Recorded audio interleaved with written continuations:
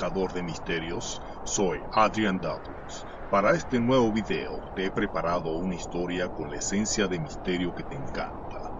Esa mezcla de realismo mágico andino, una atmósfera cargada de bruma y la eterna pregunta sobre qué se esconde tras el velo de lo cotidiano. En los páramos y en las calles de Mérida, el frío no es el único que te cala los huesos. Hay algo más, una presencia que se alimenta de la culpa y que no descansa hasta que tu cordura se fragmenta por completo. Prepárate, porque hoy no vamos a contar una leyenda de camino. Vamos a vivirla desde los ojos de quien cometió el error de mirar atrás. Mérida siempre ha tenido esa forma extraña de abrazarte con frío mientras te susurra secretos al oído. Mi nombre es Ernesto Javier y siempre creí que las paredes de estas casas coloniales, con sus techos de teja y sus patios internos, eran fortalezas contra lo inexplicable. Pero ahora, mientras escribo esto con las manos temblorosas, entiendo que la ciudad no es un refugio, sino una trampa de piedra y neblina. El aire aquí arriba, a los pies del gigante de nieve, tiene una densidad distinta. Es como si cada ráfaga de viento trajera consigo el lamento de los que murieron con una mentira en la boca. La barba de palo cuelga de los árboles en las avenidas como si fueran los cabellos grises de una entidad que nos observa pasar, juzgando cada uno de nuestros pasos. Todo comenzó con un perfume, un aroma a claveles que no pertenecía a la humedad de la noche merideña. Yo caminaba de regreso a casa, cruzando la plaza de Milla, sintiendo que el eco de mis propios pasos en el pavimento me perseguía con una insistencia inusual. La bruma era tan espesa que apenas podía ver mis propias manos, una neblina blanca que borraba los bordes de la realidad. Fue entonces cuando la vi por primera vez. Una silueta esbelta, vestida de un blanco tan puro que parecía emitir su propia luz, parada justo bajo el arco de una casona antigua. No sentí miedo, sentí una atracción magnética, una curiosidad estúpida que solo un hombre con la conciencia manchada puede permitirse. Me acerqué, convencido de que era una turista perdida o alguna joven trasnochada. Pero a medida que acortaba la distancia, el frío se intensificaba de una manera antinatural. No era el frío del páramo, era un vacío térmico que te succionaba el calor desde el centro del pecho. Ella no se movía, permanecía de espaldas, con su largo cabello negro cayendo como una cascada de obsidiana sobre el vestido impecable.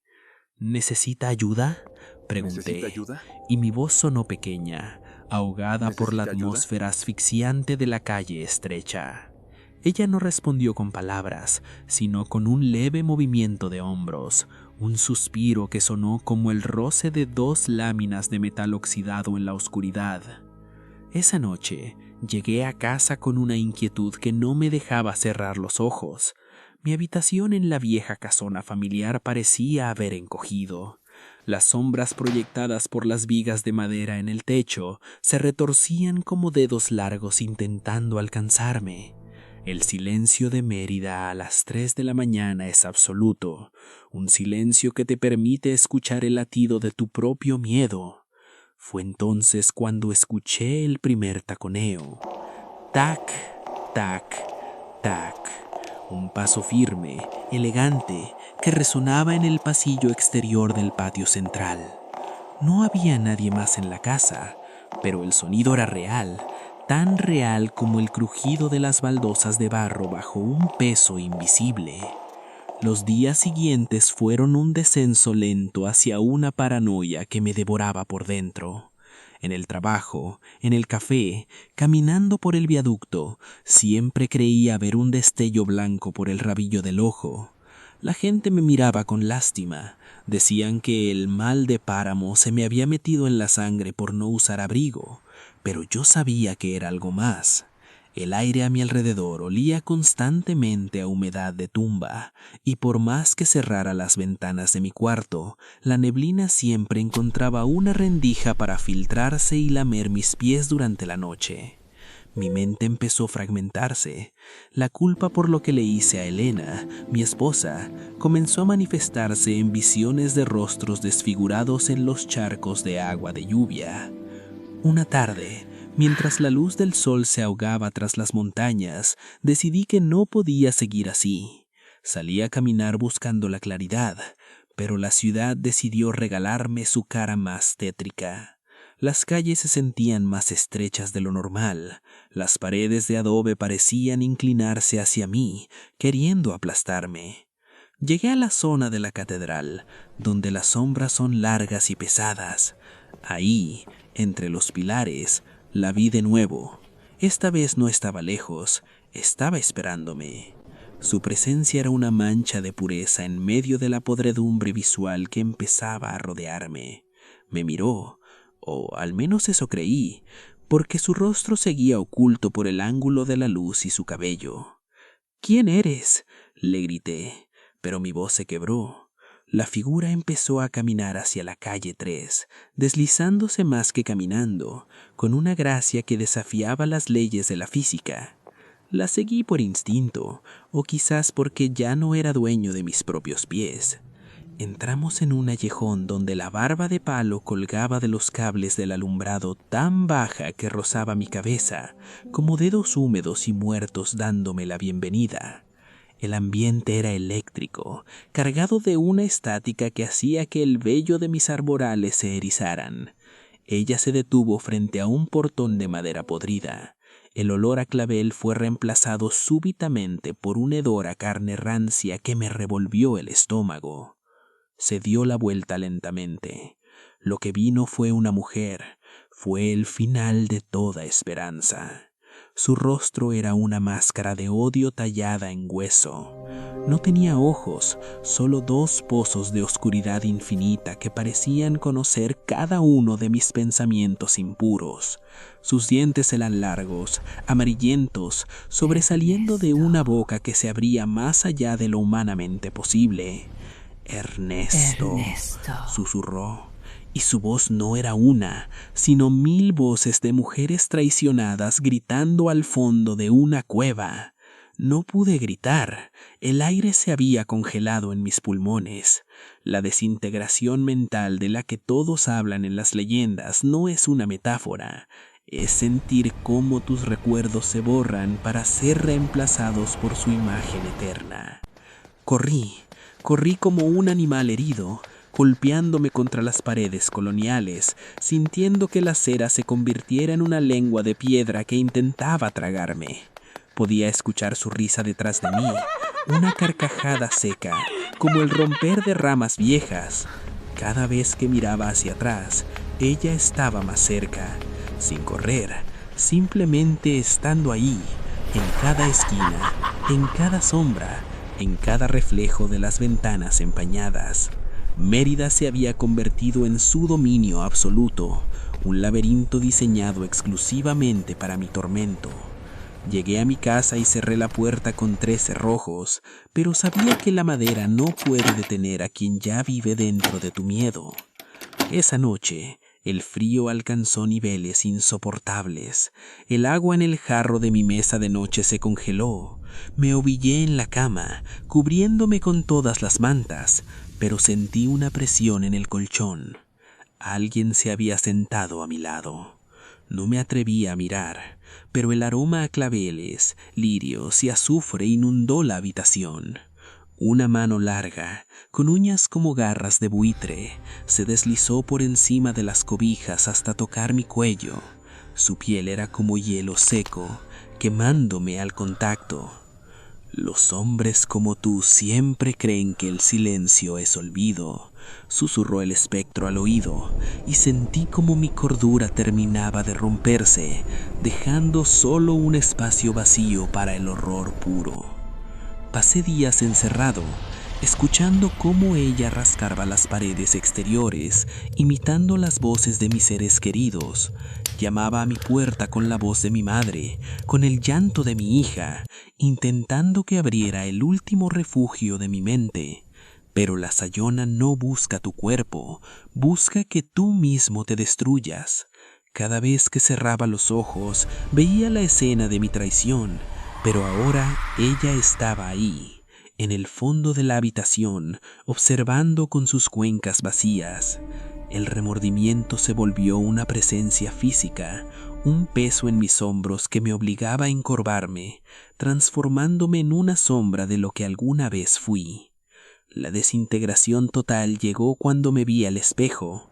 Mi reflejo no era el mío, era ella.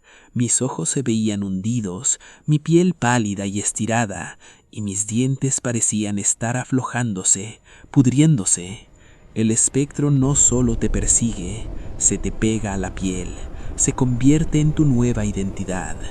Entendí que la Sayona no es solo un espectro de una mujer despechada, es una fuerza de la naturaleza andina que castiga la impureza del alma.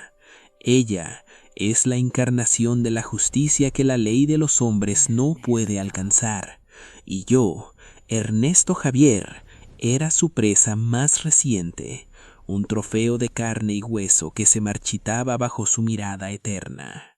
Decidí salir por última vez. Subí varias cuadras, llegué al Parque de los Poetas, hacia donde la neblina nace y donde se ve la majestuosidad de las montañas que guardan el silencio de los siglos.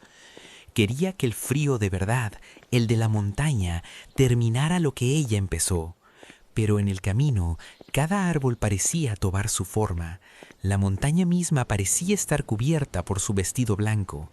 El viento que soplaba desde los desfiladeros del río Chama traía su nombre y mi nombre entrelazados en una promesa de dolor eterno. No hay escapatoria cuando ella decide que tu tiempo ha terminado. La ciudad entera se vuelve cómplice de su cacería. Llegué al borde del risco, donde el abismo se perdía en un barranco vertical. Ella estaba allí, flotando sobre la nada, esperándome con los brazos abiertos. Su rostro ya no era terrorífico, era extrañamente pacífico, con una belleza letal que te invitaba al descanso final. «Ven», dijo, y esta vez su voz fue dulce como el néctar de las flores de montaña. Caminé hacia ella, sintiendo que el peso en mi pecho finalmente se aligeraba. Un paso más y el vacío me recibió, pero antes de caer, sentí sus garras cerrarse sobre mi alma, reclamándome no para la muerte, sino para algo mucho más largo y oscuro. Ahora lo entiendo todo. El espectro no te mata de inmediato, te despoja de tu humanidad, te consume la mente hasta que no queda nada de la persona que fuiste, y solo entonces te permite el olvido. La Sayona es el recordatorio de que en las noches la belleza puede ser la máscara de la muerte y que la neblina oculta verdades que nadie quiere enfrentar.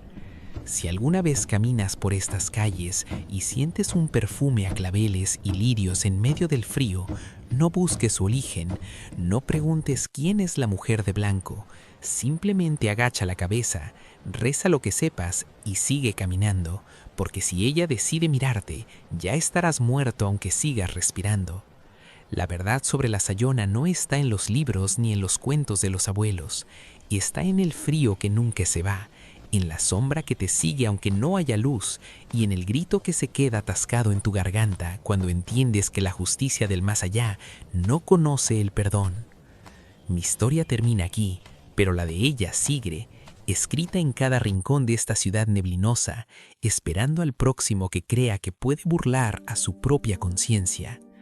El velo se ha cerrado para mí, pero para ti, buscador de misterios, apenas comienza. Ten cuidado con lo que deseas ver en la oscuridad, porque a veces la oscuridad decide mirarte de vuelta. Mérida seguirá siendo hermosa, con sus picos nevados y su aire puro. Pero nunca olvides que bajo esa fachada de paz palpita un corazón de piedra y leyendas que cobran vida cuando el sol se oculta. Las casas coloniales guardan más que muebles antiguos, guardan el eco de los pecados que nunca fueron confesados. Y mientras la barba de palo siga bailando con el viento, la Sayona seguirá recorriendo las calles, buscando a aquellos que, como Joaquín, olvidaron que el pasado siempre encuentra la forma de regresar, vestido de blanco y con una sed de venganza que el tiempo no puede apagar. Si este relato te ha erizado la piel y sientes que el frío de Mérida ha entrado en tu habitación, no olvides darle like para que esta advertencia llegue a más buscadores de la verdad. Suscríbete al canal Storyteller World y activa la campana. Aquí no solo contamos historias, revelamos lo que el mundo intenta ocultar desde las sombras. Deja tu comentario abajo si alguna vez has sentido una presencia que no puedes explicar, o si conoces a alguien que haya visto el destello blanco de la Sayona en la neblina. Te leo en los comentarios, si es que te atreves a escribir después de esto. Nos vemos en el próximo misterio, si la oscuridad no los permite.